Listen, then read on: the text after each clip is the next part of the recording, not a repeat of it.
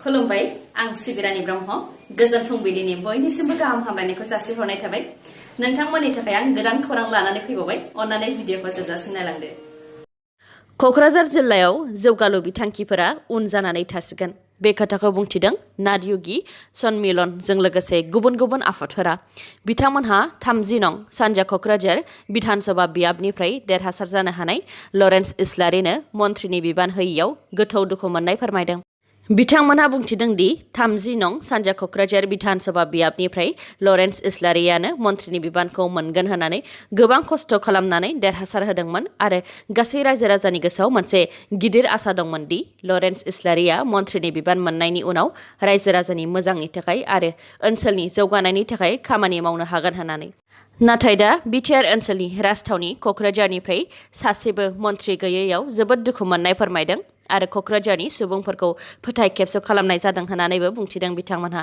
लोगोसे क'क्राझार जिल्लायाव सासेबो मन्थ्रिनि बिबान मोननो हायैयाव गोबां जौगालु बिथिंफोरनि खामानिफोरानो क'क्राझार जिल्लायाव बन्द जासिगोन होननानैबो मिथिहोदों बिथांमोनहा बेनिखायनो दासिमबो बिथांमोनहा लरेन्स इस्लारिनो मन्थ्रिनि बिबान होनो खावलायहरदों आसामनि chief minister doctor Himanta Biswa Sarma बिथांनिसिम बिथांमोननि अनगायैबो 30 नं सानजा क'क्राझार बिधानसभा बियाबनि इउपिपिएलनि मददगिरि रायजो राजाफोराबो लरेन्स इस्लारिनो मन्थ्रिनि बिबान होनो दाबि खालामदों बिथांमोनहा फोरमायथिनाय बायदिब्ला सिगांनि समनिफ्रायनो थांनाय रबिबारनि मोनासिम लरेन्स इस्लारि बिथांनि मुङानो मन्थ्रिनि फारिलाइयाव दंमोन नाथाय समबारावसो बिथांनि मुङा मन्थ्रिनि फारिलाइनिफ्राय हरखाबै गोमोरलांनायाव जोबोद दुखु मोनदों होननानै फोरमायथिदों बिथांमोनहा क'क्राझार जिल्लायाव सासे मन्थ्रिनि बिबान मोनोमोनब्ला क'क्राझार जिल्लानिफ्रायबो इउपिपिएल हान्जाया गोख्रों जानो हागौमोन होननानै फोरमायथिदों बिथांमोनहा बेनिखायनो मन्थ्रिनि फारिलाइयाव दासिमबो जोबथा थांखि जायाखैब्ला लरेन्स इस्लारिखौ केबिनेट मिनिस्टार खालामनो खावलायदों बिटिसिनि गाहाय प्रमद बर' बिथांनिसिम रायजोआव दासान्दि साननि समावनो हाथियार लानानै बेंकनिफ्राय रां लुथिनाय जाथाया सोराङाव फैबाय थादों थांनाय 25 एप्रिलावसो गसाइगावआव बन्दन बेंकनिफ्राय माखासे दाखाथिफोरा साननि समावनो हाथियार दिन्थिनानै 5 लाख रां लुथिनानै लांदोंमोन बे जाथाया दान मोनसे जास्लाबियावनो फिन ढेकियाजुलियाव बेंकनिफ्राय रां लुथिनाय जाथाय मैया सानजौफु 12:30 रिंगासो समाव सेन्ट्रेल बेंक अफ इन्डियायाव साथाम दाखाथिफोरनि हानजाया 8,50,000 रां लुथिनानै लांदों बेंक लुथिग्राफोरा AK-47 राइफल पिस्टल आरो खुख्रि लानानै बेंकनिफ्राय रां लुथिनायजों लोगोसे बेंकनि सिकिउरिटि गार्डखौबो गाग्लोबदों आरो गरथाम उदाङाव गुलि गावनानै रांखौ लुथिनानै उनाव पालसार बाइकजों खारग'लांनो हादों होननानै मिथिहोदों जाथाय जानायनि उनाव ढेकियाजुलि थानानि पुलिसा जाथायनि सायाव नायबिजिरनाय खामानिखौ मावहैदों नाथाय दासिमबो दायनिगिरिखौ हमनो हाथ'नाय जायाखै मख'नो गोनांदि थांनाय 25 एप्रिलाव गसाइगावनि बन्दन बेंकनिफ्राय हाथियार लानानै रां लुथिनायखौ बर' सुबुंनि आखाइ दं होननानै क'क्राझार पुलिसा बुंथिदोंमोन फिन ढेकियाजुलिनि बे रां लुथिनाय जाथायखौबो बर' सुबुंनि आखाइ दं होननानैनो अजद होदों नाथाय थारैनो सोरनि आखाइ दङ बेखौ दासिमबो मिथिनो मोननाय जायाखै आसाम हायार सेकेन्डारि इडुकेसन काउन्सिलनिफ्राय मोनसे गोदान नटिस सौफैदों एचएस फार्स्ट इयारनि आनजादा केन्सेल जाबाय अदेबानि आनजादा जानाय नंला मख'नो गोनांदि एचएस फार्स्ट इयार आनजादा 4 मेनिफ्राय जानो गोनांमोन नाथाय माखासे सान सिगां बे आनजादखौ फावसायनानै होनाय जादोंमोन दा बे आनजादा जानाय नंला COVID-19नि गोसारनायखौ नोजोर होनानैनो आसाम हायार सेकेन्डारि इडुकेसन काउन्सिला बे थांखिखौ लादों आसाम हायार सेकेन्डारि इडुकेसन काउन्सिलनि नटिसनि बायदिब्ला एचएस फार्स्ट इयारनि आनजादनि थाखाय जायफोर फरायसाफोरा अनलाइन फर्म फिलआप खालामदोंमोन बैफोर फरायसाफोरखौ एचएस सेकेन्ड इयाराव दैखांहरबाय मोनसे मिथिहोनाय मेट्रिक आनजाद आरो हायार सेकेन्डारि फाइनाल इयार आनजादनि सायाव दासिमबो जेबो गोदान नटिस फोसावथ'वाखै सिगांनि समफोराव आनजाद खुंनायखौ जेरैबायदि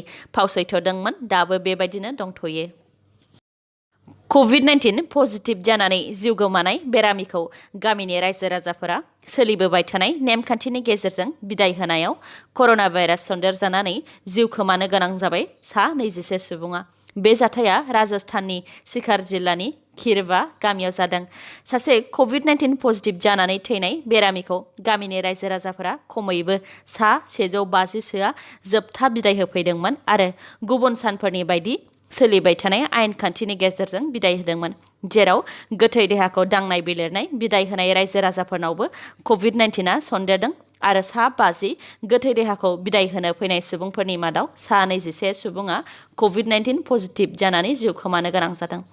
COVID-19नि थाखाय सोरखारा दाखानानै होनाय नेमखान्थिखौ फालियैनि थाखायनो बे जाथाया जानो मोन्दों होननानै मिथिहोदों। डक्टर हेमन्त बिश्व शर्मा बिथाङा आसामनि चिफ मिनिस्टारनि समायखिरा लानायजों लोगोसे मैया गासै सा 13 मन्थ्रिफोरा समायखिरा लादों। सा 13 मन्थ्रिफोरनि मादाव बिजेपिनिफ्राय सा 10, एजिपिनिफ्राय सानै आरो इउपिपिएलनिफ्राय सासे। बिजेपिनि सा 10 समायखिरा लानाय मन्थ्रिफोरनि मुङा फारियै रन्जित कुमार दास, परिमल शुक्लाबैद्य, पीयूष हाजरिका, अजन्ता नेउग, रनज पेगु, सञ्जय किसान, जगेन मोहन, बिमल बरा, अशोक सिंघाल आरो चन्द्रमोहन पाटवारी। एजिपिनिफ्राय सानै समायखिरा लानाय मन्थ्रिफोरनि मुङा फारियै अतुल बरा, केशव महन्त आरो इउपिपिएल हान्जानिफ्राय उर्खावगोरा ब्रह्म बिथाङा मन्थ्रिनि समायखिराखौ मैया लाबाय। मैयानि बे समायखिरा लानाय हाबाफारियाव मोनब्रै रावजों समायखिरा लानाय जादों। डक्टर हेमन्त बिश्व शर्मा बिथाङा एसामिस रावजों, अशोक सिंघाला इंलिस रावजों, परिमल शुक्लाबैद्यया बेंगली रावजों आरो उर्खावगोरा ब्रह्म बिथाङा बर' रावजों समायखिराखौ लादों। मख'नो गोनांदि 64 नं पानेरि बियाबनिफ्राय बिजेपिनि एमएलए अदेबानि रायजोसभानि एमपि बिश्वजित दैमारी बिथांखौ आसाम लेजिस्लेटिभ एसेम्ब्लिनि स्पिकार एबा बुंथिगिरि बिबान होनाय जागोन होननानै खौराङाव मोननाय जादों। मख'नो गोनांदि इउपिपिएल दोलोनिफ्राय सानै एमएलएनो मन्थ्रिनि बिबान होनाय जादों। अदालगुरि बियाबनिफ्राय देरहासार जानो हानाय गबिन्द चन्द्र बसुमतारी आरो चापागुरि बियाबनिफ्राय देरहासार जानो हानाय उर्खावगोरा ब्रह्म बिथांमोननि अनगायै सानजा क'क्राझारनिफ्राय देरहासार जानो हानाय लरेन्स इस्लारि बिथांनो इउपिपिएल हान्जानि एमएलएफोरनि दैदेनगिरि एबा लिडार अफ द लेजिस्लेटिभ पार्टी इउपिपिएल बिबानखौ होनाय जादों। फिसाजोखौ रैखा खालाम, फिसाजोखौ फोरों, बेटी बाचाओ बेटी पढ़ाओ होननानै स्लगान होग्रा बिजेपि सरकारा थारैनो फिसाजोखौ रैखा खालामनो हादोंना? रायजोआव आइजो माहारिजों जिनाहारि खालामनाय जाथाया बांनायनिफ्राय बांदों, नाथाय साबेसे दायनिगिरिया बेनि साजाखौ मोन्दों? जिनाहारि खालामग्राखौ साजा होनायनि सायाव आयेना बेसेबां गोख्रों? जुदि आयेना गोख्रोंब्ला मानो खनले खनले बे जाथाया जाबाय थानो मोनखो? सोंथिया गोबां, नाथाय फिननाया मोनसेल'। भारत हादरनि मोनफ्रोमबो खनायावनो आइजो माहारिया रैखाथि गैया। फिन रायजोआव जिनाहारिनि जाथाय। जुनारजोंबो रुजुजायै दुथांफोरा बिब' बिनानाव सानैखौबो जिनाहारि खालामनानै बुथारलांबाय। बे जाथाया धुबरी जिल्लानि चापरनि सालख'चानि कुमुलिगावआव जादों। रिपर्टनि बायदिब्ला बिदा फंबायनि फिसाजो सानै आनन्दिता नाथ 12 बोसोर बैसोनि आरो निहारिका नाथ 10 बोसोर बैसोनि सानैबो थांनाय रबिबारनिफ्रायनो गोमानानै दंमोन। मैया सानैनिबो गोथै देहाखौ रेल लाइननि खाथिनि हाखरनिफ्राय जिनाहारि जानायनि सन्देह खालामजाथाव हालोदाव बोखांनानै मोन्दों। मोनसे मिथिहोनाय साननैसो सिगांसो सिलचराव COVID-19 केयार सेन्टाराव मावग्रा सासे आइजोखौ जिनाहारि खालामदों। बेनि सिगां सा 17 दुथांफोरा 9 बोसोर बैसोनि गथ'साखौ जिनाहारि खालामनानै फासि फोनांनानै गालांदों। बेनि सिगां 12 बोसोर बैसोनि कार्बि हिन्जावसा आरो बेनि सिगां उदालगुरिनि अनजालि बसुमतारी आरो सानथ्र'हायि दासिमबो सोर साबेसे दायनिगिरिया मा साजा मोन्दों? मख'नो गोनांदि 2019 मायथाइनि नेशनेल क्राइम रेकर्डस ब्युर' NCRBनि एनुवेल रिपर्टनि बायदिब्ला 2019 मायथाइयाव गासै 32,033 अफिसियेलि भारतआव रेप केसनि रिपर्ट खालामनाय जादों। रिपर्टनि बायदिब्ला भारतआव सानसेयाव खमैबो सा 88 आइजोफोरा जिनाहारि खालामजायो आरो मोनफ्रोमबो 6 मिनिटआव सासे आइजोआ जिनाहारि खालामजायो। अब्ला आइजोफोरा बेसेबां रैखाथि दङ? भारत सरकारनि बेटी बाचाओ बेटी पढ़ाओ स्लगाना बेसेबां रैखाथि होनो हादों भारतनि फिसाजोफोरखौ? गोथैसालिनिफ्राय COVID-19 पजिटिभ जानानै जिउ गोमानाय सुबुंफोरनि जि जोम खावनानै हमजाबाय सा 7 सिखावफोरा। बे जाथाया उत्तर प्रदेशनि बागपातआव जादों। रिपर्टनि बायदिब्ला सिखावफोरा थांनाय 10 बोसोरनिफ्रायनो गोथैसालिनिफ्राय गोथैफोरनि गानग्रा जोमग्रा, गोथै खोबनो लाबोनाय बिसना सादोरफोरखौ खावबोदों। सिखावफोरा सिमान लानाय बायदिब्ला खावनाय जि जोमफोरखौ गिबियाव मोनसे जिनि इन्डास्ट्रियाव हैनाय जायो। बेनि उनाव बेफोर जि जोमखौ सुनानै आरो आयरन होनानै ग्वालियरनि मोनसे जिनि कम्पानिनि मुङाव फानफिननाय जायो। बेफोर खामानिखौ सासे फालांगिरिनि बिथोनाव हमजानाय सा 7आ थांनाय 10 बोसोरनिफ्रायनो मावबोदों होननानैबो सिमान लादों। लोगोसे बे खामानिनि थाखाय सानसेयाव 300 राङै सासेयाव मोननो हायो होननानैबो फोरमायथिदों।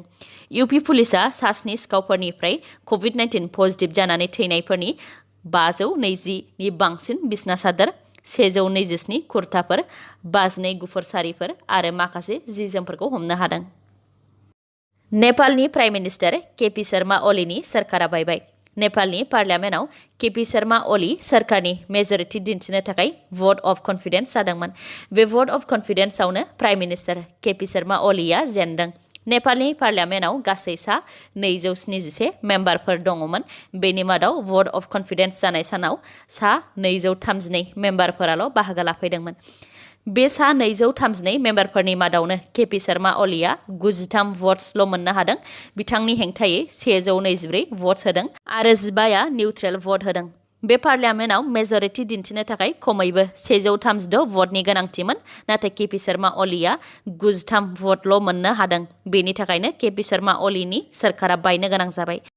आसामाव मैया सानसेयाव 72,197 सुबुंनि देहायाव कभिड-19 टेस्ट खालामनाय जादोंमोन। बेनि मादाव 5,803 देहायाव कभिड-19 पजिटिभ मोननाय जादों। मैया सानसेयाव आसामाव सा 17 सुबुंनि जिउ खहा जादों। अदेबानि जिउ गोमानायनि सुबुं अनजिमाया सानफ्रामबो बांगासिनो दङ। दिनै गोदान चिफ मिनिस्टारनि गिबि केबिनेट मिटिं जागोन। बे सावरायमेलाव माखासे गोबां बिथिंनि सायाव सावरायनायनि अनगायैबो दा जाबाय थानाय कभिड-19नि थासारिनि सायाव बांसिनै नोजोर होनानै सावरायनाय जागोन होननानैबो मिथिहोदों। रायजोआव कभिड-19नि गोसारनायखौ होबथानो थाखाय गोख्रों राहा लानाय जागोन। अदेबानि दा सोलिबाय थानाय कभिड-19नि नियमफोरनि अनगायैबो गोख्रोंसिन आयेन खालामनाय जागोन होननानैबो मिथिहोदों। दिनैनि खौराङा एसेनोसै। गाबोन आरो गोदान खौरांजों लोगो मोनफिनबावगोन। नोंथाङा दासिमबो आंनि चेनेलखौ साबस्क्राइब खालामाखैबा अन्नानै साबस्क्राइब खालामदो, लोगोसे लाइक, कमेन्ट आरो शेयार खालामनो दाबाव। गोजोन्थों।